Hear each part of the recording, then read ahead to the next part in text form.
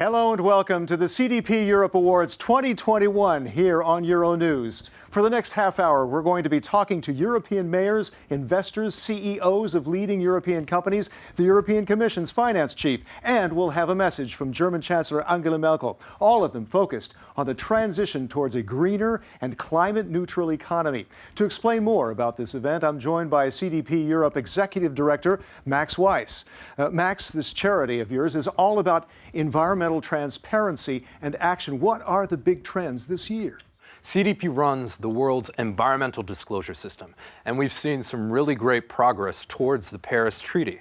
And now we're facing a pandemic which has essentially undermined our environmental system and our economic system. Big time, yeah. Right? So this is presenting us with a historic opportunity to come back in the right way. Right. So the key question for all of our stakeholders here today is, how are you going to build forward better? Build forward better. That's what we're going to be talking about throughout these awards. Let's get started right now.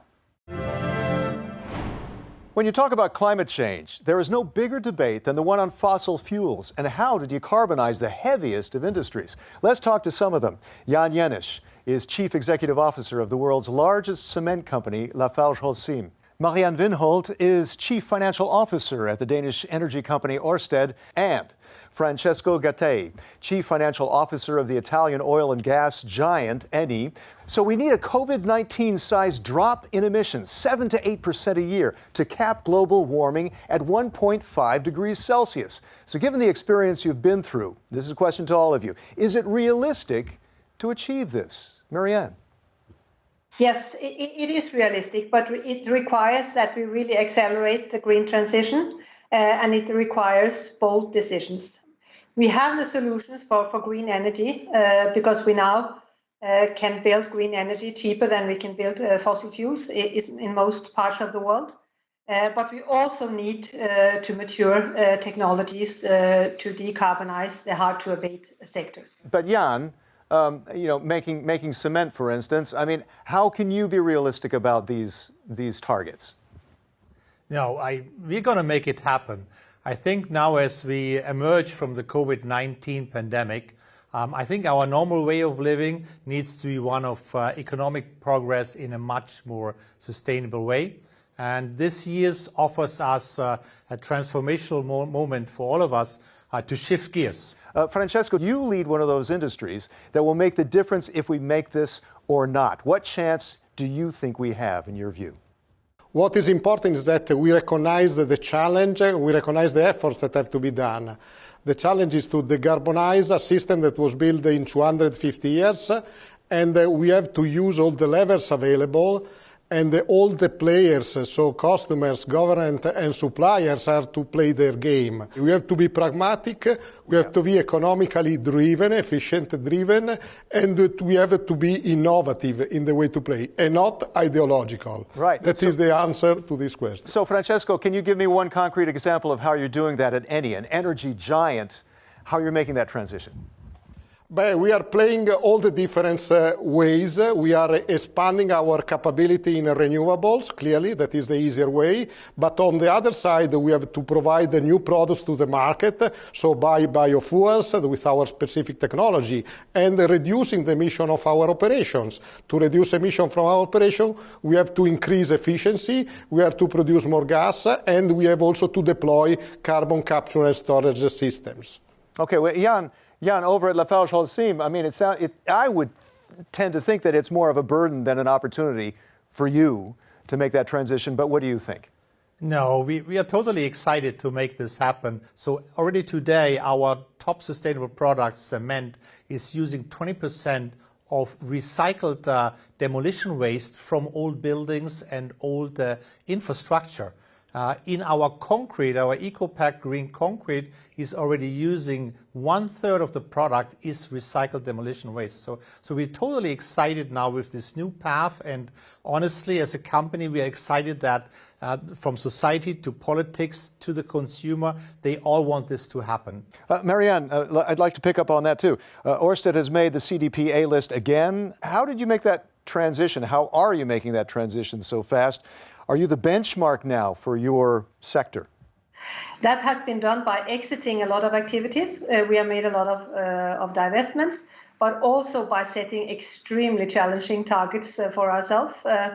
And we have also then overperformed on these very challenging targets that we set ourselves quite early in this transition phase. Thank you so much to Francesco, to Jan, to Marianne for all of this insight. Thank you very much to all of you. Thank you. So it is not only Europe's businesses that require a transformation, but also Europe's cities. So we go now from the boardroom to City Hall. Kostas Bakoyannis, mayor of Athens, on CDP's Cities A list of environmental leaders.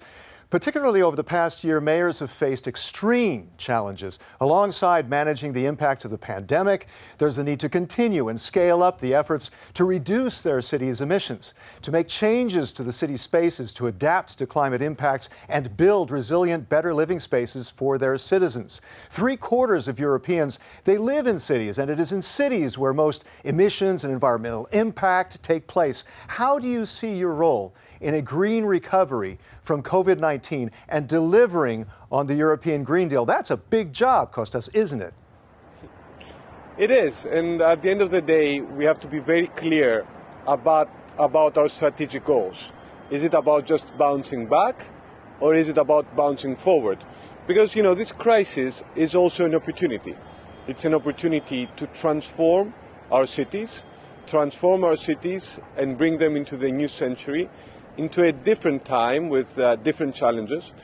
Don't forget that in the past, history teaches us, pandemics have been catalysts for transformations in urban centers. What one part of your approach would you highlight as helping the most to achieve, to getting on that A list, Mayor? Well, as you know, and this is the big picture, cities right now are responsible for 50% of energy consumption around the world and 75% of CO2 emissions. So it's up to us to actually build bottom-up, local solutions, nature-based solutions that will actually, A, reclaim or liberate public space, quality public space, B, adopt a new model of sustainable mobility. Basically, it's not just about cars, it's also about walkability. It's also about mass transport. It's also about alternative means of transport. And C, it's about making sure that at the same time, this is especially important for us in Europe, we actually change while retaining our soul. We don't want to turn our cities into, theme parks. No, indeed. We want to keep our DNA alive. Thank you very much. Evcharisto, Mr. Mayor. Thank you. Thank you so much. So let's switch over to Northern Europe, to Finland, to the city of Turku. And the mayor of Turku is Minna Arve. Minna, you've talked about a 1.5 degree life for Turku. What does that mean for people who live in your city? It means climate-friendly life, it means sustainable life, and it comes from clean energy, carbon-neutral transportation like electric buses, bicycles, how to improve pedestrians walking in the city. It comes from the sustainable infrastructure like energy efficiency in housing, and it comes from the circular economy things where we diminish the waste and the emissions in a way. And in the end, it's about everyday choices of everyone in the city. So we have to encourage our citizens and companies as well. Mayor, what's the most successful example of city business collaboration in Turku? We have quite many, but I would say that the big picture, these energy investments have, and now we are getting rid of coal next year totally, and that's where we have needed a lot of cooperation with big companies as well. Another maybe smaller example, we have a place called Smart Chemistry Park where the companies in the chemistry business, they can use their others sources and wastes and so on, and they are finding solutions, and we have created the platform for that, and they are using it together with the platform that we have created. And third one I'd like to mention is about how we are taking the heat out of our wastewaters, and that's how we can heat the city partly with totally clean this wastewater how it's called, the result of that. And in the end, there is also something which we can use for biogas production. And there we need a lot of companies as well. So good examples. What has been the impact of your environmental policies so far on jobs, on public health, your citizens' well-being? What's that impact? The impact is very important, and everything what you are including to make like everyday life easier, you are making the pedestrian way of easier, these kind of things, you have to put it concretely to the people what it does actually mean. And that's the impact they can also see, and that's how you get the people motivated. But in the end of the day, everything is about the citizens. It's about present and future generations, and that's why we are doing it. That keeps me motivated. I'm quite sure that keeps everyone in the board motivated. It's all about the citizens. It's all about the people. Thank you very much, Mayor. Thank you very much. Thank you very much. We now turn to Paris and Mayor Anne Hidalgo. Mayor, your city is on CDP's Cities A list. What one part of your approach would you highlight as helping the most to achieve this? Pour répondre à votre question, c'est dans le domaine des transports d'abord que nos efforts ont eu les meilleurs résultats. En 15 ans, nous avons réduit d'1/3 les gaz à effet de serre et derrière ces chiffres, en fait, ce sont des vies qui ont été sauvées. N'oublions pas que chaque année, la pollution est responsable de plus de 6500 décès dans la métropole du Grand Paris. Le vélo est le symbole de ce succès. Grâce aux 1000 km de voies cyclables, il y a désormais plus de vélos que de voitures sur certains grands axes. C'était inimaginable. Notre objectif est de faire de Paris une ville 100% cyclable, c'est-à-dire où on peut faire du vélo en sécurité partout. And what has been the impact of your environmental policies on jobs, public health, and the well-being of Parisians? On le sait, les transformations écologiques ont de multiples répercussions très positives et mettent en place ce que l'on appelle des cercles vertueux. Elles améliorent le cadre de vie, elles protègent notre santé, créent également des emplois. Et c'est le message que nous, les maires, nous devons porter en Europe. Indeed. Ces emplois, qui sont nouveaux, sont liés à la lutte contre l'urgence climatique. Ils seront au cœur de la relance économique, au cœur du Green Deal. Et pour que cette relance soit véritablement respectueuse de la planète et de notre bien-être, elle devra passer par les grandes villes. Yep. Je me suis rendue à Bruxelles il y a 3 semaines avec mes collègues, notamment de Bruxelles et de Namur, pour dire à la Commission européenne que nous sommes prêts à agir avec elle. J'ai également rappelé que les fonds européens doivent absolument être mobilisés là où ils sont les plus utiles, c'est-à-dire pour financer les secteurs qui jouent un rôle moteur dans la transition écologique. À l'inverse, il faut arrêter, il faut cesser de financer les activités néfastes pour l'environnement et celles qui encouragent des modes de production qui perpétuent aussi des inégalités. Mayor Anne Hidalgo, merci beaucoup. Thank you very much. Merci.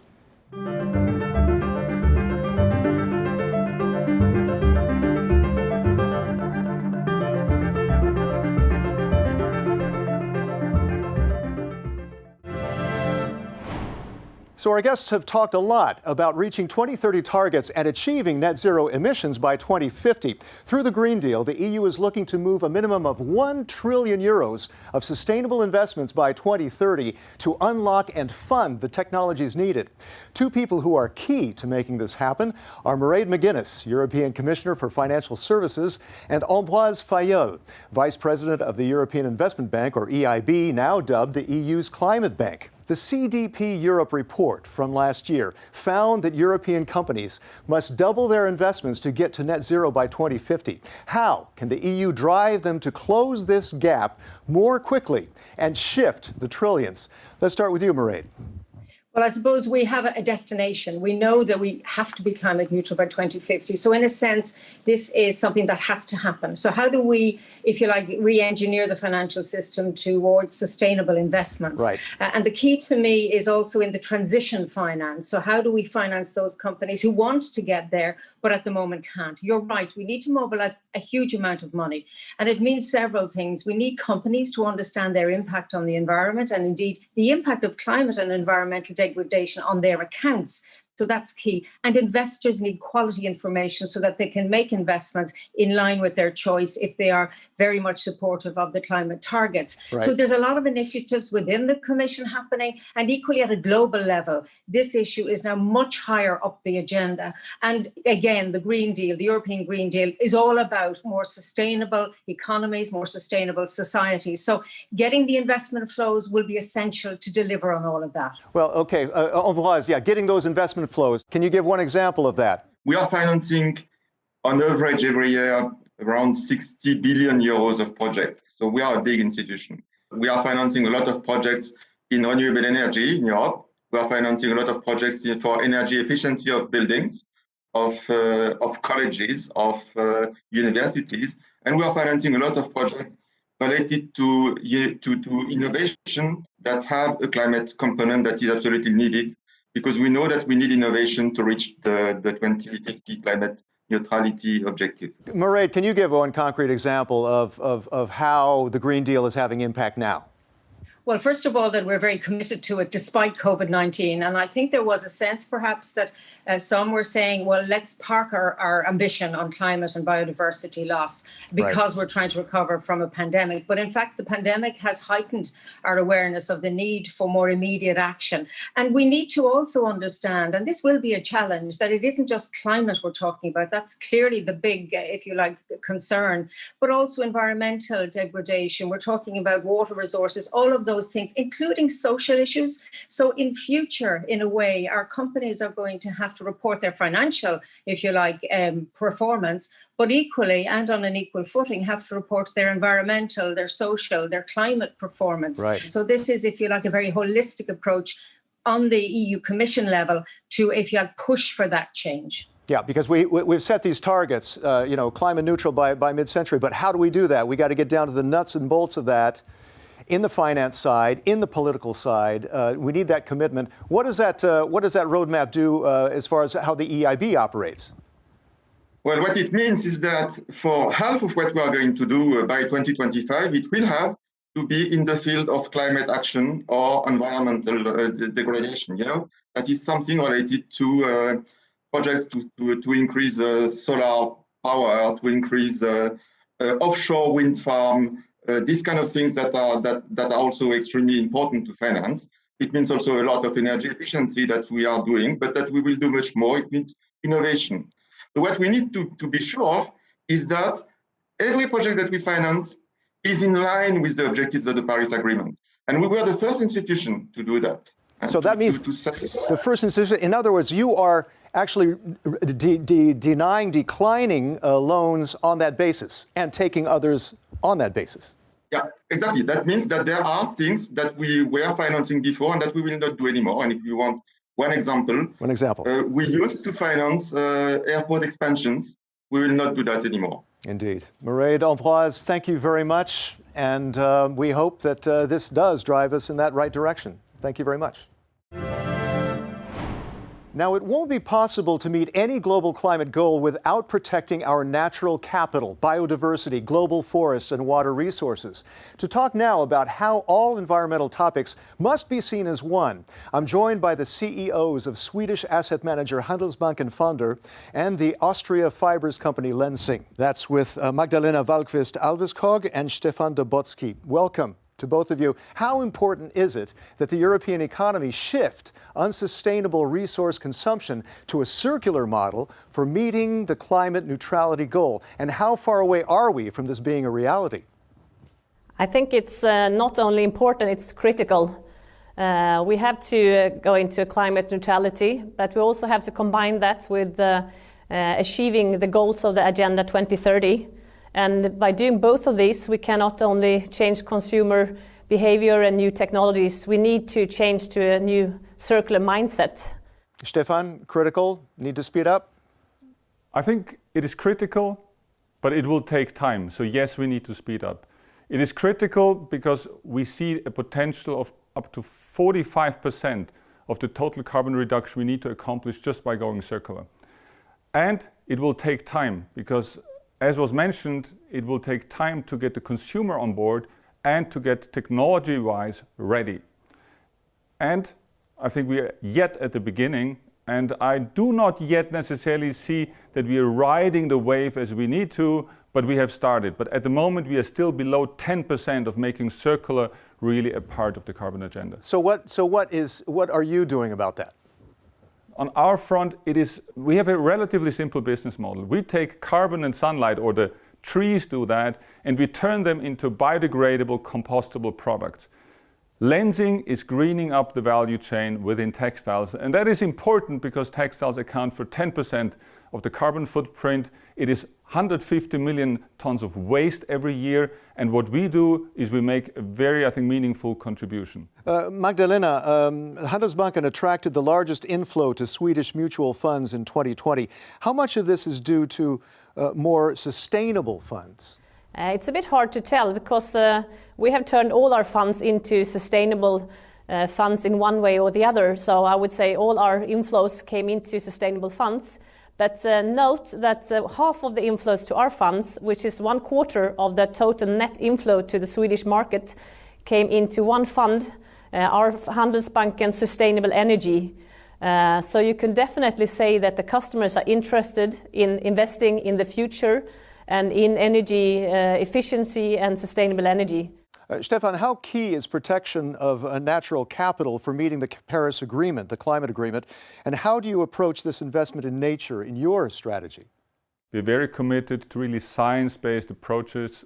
We committed to reduce our carbon footprint per ton of product by 40% already by the year 2024, 50% by 2030, and to be carbon neutral by latest 2015.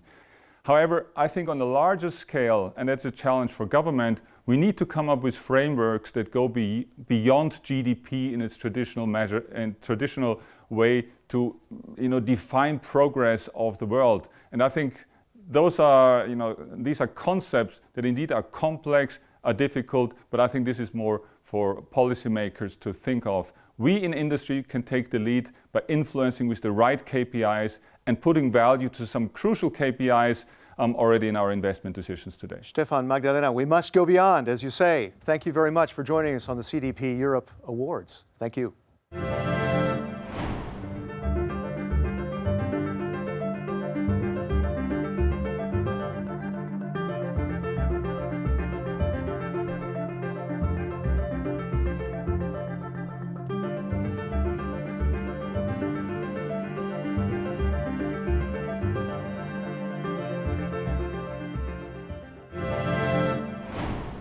Our final guest is someone who served as Environment Minister before becoming one of Europe's most powerful leaders. And as a scientist, she knows well the urgency of acting before it's too late. German Chancellor Angela Merkel. Sehr geehrte Damen und Herren, ich gratuliere allen Preisträgern der CDP Europe Awards. Die Preisverleihung zeigt es und die Umweltdaten von CDP belegen es. Viele Unternehmen, Städte und Kommunen machen sich für mehr Nachhaltigkeit stark. Und sie sind erfolgreich damit. Diese Umweltdaten dokumentieren und fördern Fortschritt. Denn Transparenz erhöht den Ehrgeiz beim Klima- und Umweltschutz. Gemeinsam wollen wir Europa bis 2050 zum ersten klimaneutralen Kontinent machen. Die Europäische Kommission hat mit dem Green Deal den Weg dorthin aufgezeigt. Es ist ein langer Weg. Umso wichtiger ist das Zwischenziel, das die EU-Mitgliedstaaten verfolgen, bis 2030 die Treibhausgasemissionen um 55% gegenüber 1990 zu senken. Dieses ehrgeizige Etappenziel verdeutlicht, dass wir nicht irgendwann, sondern jetzt entschlossen handeln müssen. Diese Entschlossenheit zeigen die Unternehmen, Städte und Kommunen, die ihre Daten bei CDP offenlegen. Sie haben erkannt, dass aktiver Klima- und Umweltschutz auch ein Wettbewerbsvorteil ist. Denn Nachhaltigkeit wird von immer mehr Investoren und Kunden erwartet. Ohnehin hilft der Einsatz moderner, klima- und ressourcenschonender Technologien mittel- bis langfristig Kosten einzusparen. Gleichwohl erfordert der Klimaschutz ein grundlegendes Umdenken und Umsteuern. Daher ist auch der Staat gefragt. Für den Wandel hin zur Klimaneutralität bedarf es geeigneter Anreize und Rahmenbedingungen. Dafür setze ich mich auch multilateral ein. Aber nichts ist überzeugender als der Erfolg und das Vorbild jener, die es verstehen, im Sinne des Klimaschutzes aus neuen Ideen auch neue Produkte, Dienstleistungen und Verfahren zu entwickeln. CDP fördert diesen Wettbewerb um die besten Ideen und ihre Umsetzung. Ich danke allen, die sich diesem Wettbewerb stellen. Ich kann Sie nur ermuntern, in Ihrem Engagement für mehr Nachhaltigkeit nicht nachzulassen. Alles Gute und weiter viel Erfolg. Our thanks to Chancellor Merkel for a powerful call to action to end this year's CDP Europe Awards. Max, a final thought. Well, I'd like to give a special thanks to our CDP and Euronews teams, and of course, to our event host, the European Investment Bank. And now, it's a historic opportunity for Europe to recover the right way. And our CDP A-listers and our speakers today are already doing so. So join us and build Ford better. And congratulations to all of the winners. Thanks to all of you for watching, and see you next time.